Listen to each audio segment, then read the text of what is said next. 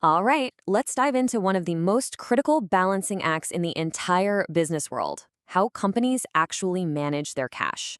Now, it might sound pretty simple, but trust me, getting this wrong can be an absolute disaster, while getting it right, well, that's a strategic masterpiece. So let's just jump right in with a question that might seem a little backwards. We all tend to think that a company sitting on a mountain of cash is a fantastic sign, right? It means they're safe, they're successful. But what if I told you that having too much cash can actually be a huge red flag? And that question, it really gets right to the heart of what we call the corporate cash dilemma. You see, this isn't just about paying the bills. It's this constant strategic tug of war between playing it safe and actually growing the business. I mean, just look at the two extremes here. On one side, if you have too little cash, you're staring down the barrel of insolvency. You can't pay your suppliers, you can't make payroll. That's a fast track to going out of business. But on the other side, having too much cash is just, well, it's dead money. It's not being invested, it's not working for you, and that absolutely kills your profitability and growth potential. So that is the tightrope that every single company has to walk. The real goal here is to keep just enough cash on hand to be liquid, to be safe, while putting every single extra dollar to work to maximize your profits. It is a constant, delicate balance between risk and reward.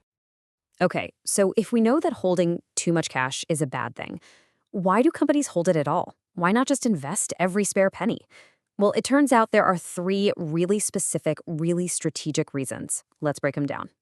First up, you've got the transaction motive. This is the most obvious one.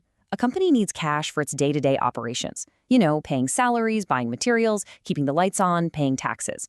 This is the operational fuel that literally keeps the entire engine of the business running. Then there's the precautionary motive. Because look, the business world is anything but predictable. What if a critical piece of machinery breaks down, or a huge customer suddenly goes bankrupt? This cash is the company's emergency fund. It's that safety net they keep tucked away to survive those unexpected storms without going under. And finally, my personal favorite, the speculative motive. This one is all about being ready to pounce on an opportunity.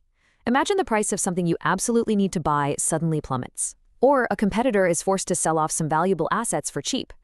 Having that speculative cash on hand means you can strike while the iron's hot and gain a serious advantage. So, beyond just why companies hold cash, things get really interesting when you look at how they manage its timing. This is where we get into a fascinating strategy called playing the float. So, what is float?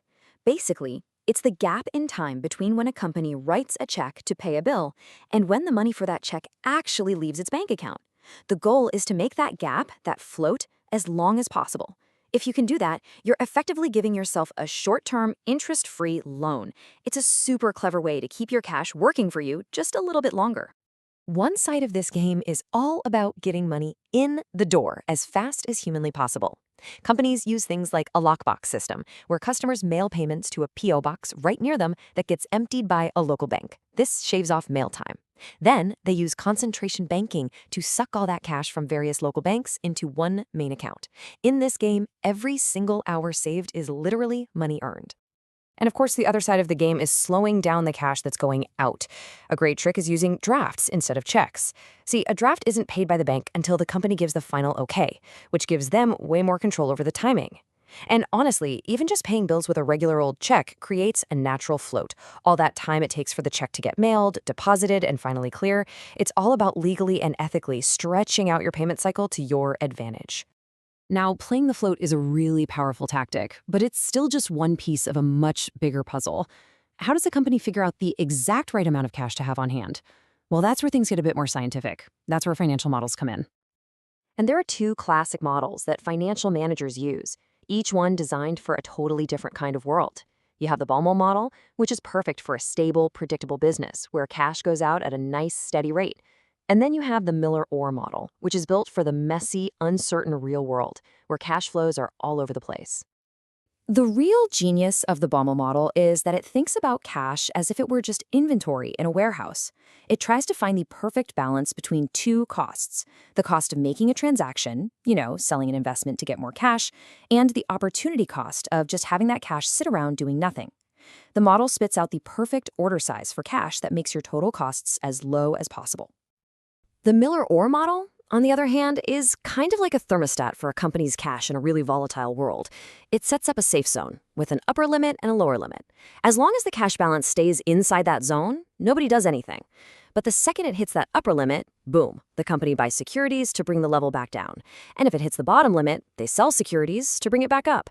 It's all about managing those unpredictable swings.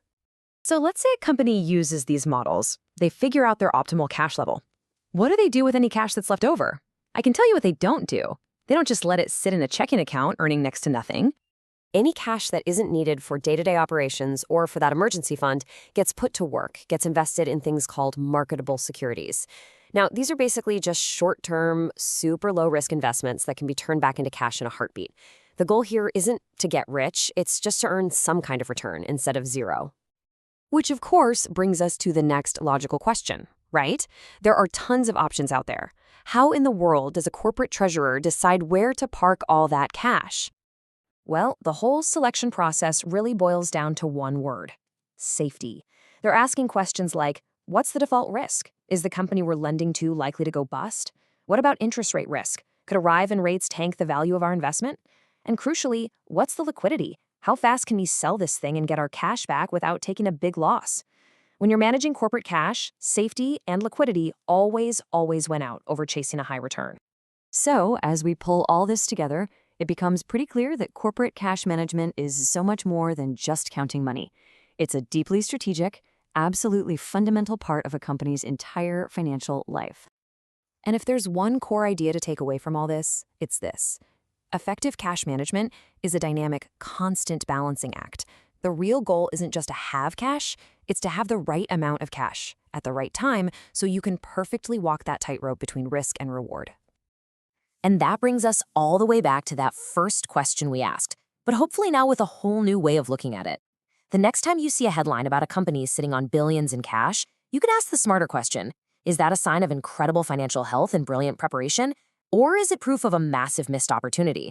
Something to think about.